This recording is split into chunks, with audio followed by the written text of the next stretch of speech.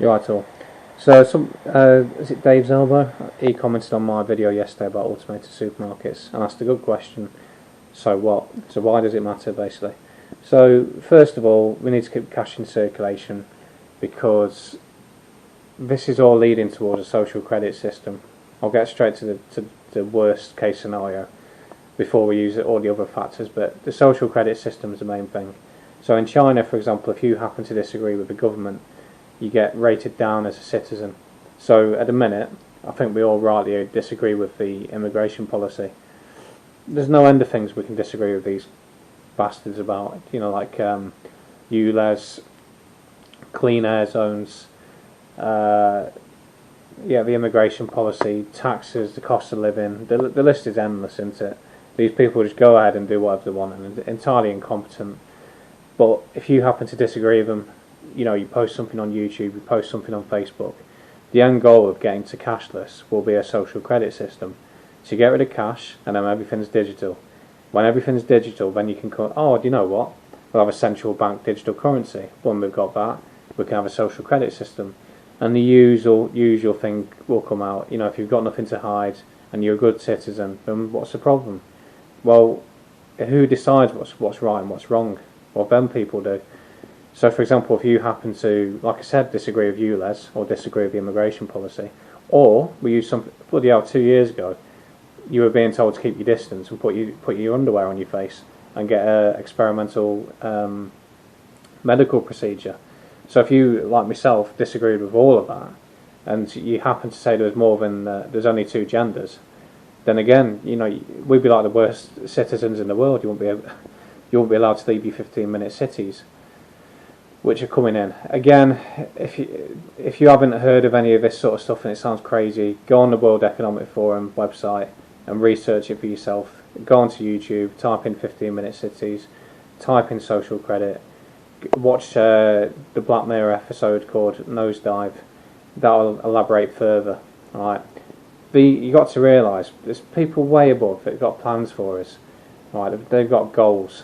Right, and also if you go biblical terms, the mark of the beast. I don't know if you're a Christian or not, but for example, in the Bible it talks about the devil basically will force everybody, free and bond, rich and poor, to receive a mark in their right hand, and that you may not sell or buy without this mark. Well, funny enough, when you use the car machines, you have to tap your little chip on the onto the card reader.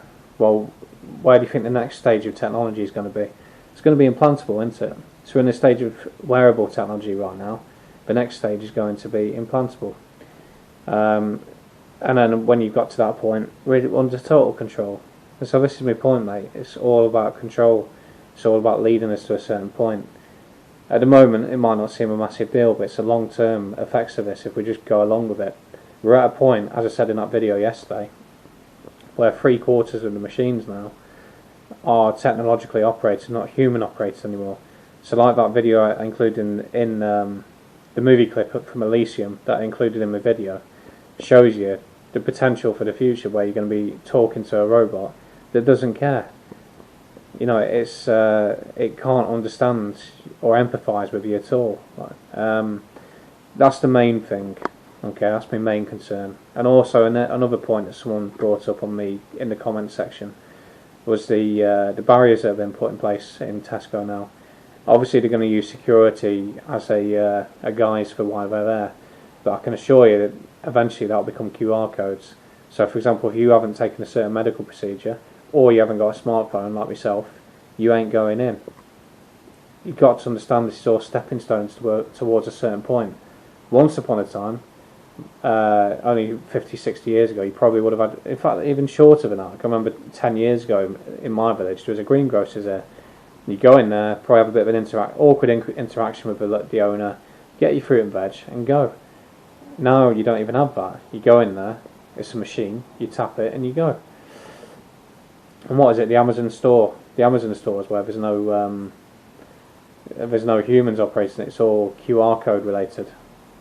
These are all stepping stones. And the next point, I brought it up already in the video. Some of the elderly aren't techno savvy. And why should there have to be? You know, they're from a different generation. And some of them, it's not just the elderly, there's enough young people that are lonely nowadays as well. So loneliness, you know, people, that's their only interaction they're going to have. So there's another reason. But rather than going off on other topics, you know, that's my main point. The social credit is the main concern. That's where cashless society. Rishi Sunak as well is a World Economic Forum puppet, unelected Prime Minister of the UK, and he's heavily involved in. His wife is heavily involved in central bank digital currencies in India. That's the guy who's running the UK. I can assure you, given a flicker of a chance, that man will impose all that stuff on this country. But there you go. I think I might have articulated it well enough for me concern. And you know what? If you disagree, make your own video, challenge me. Cheers.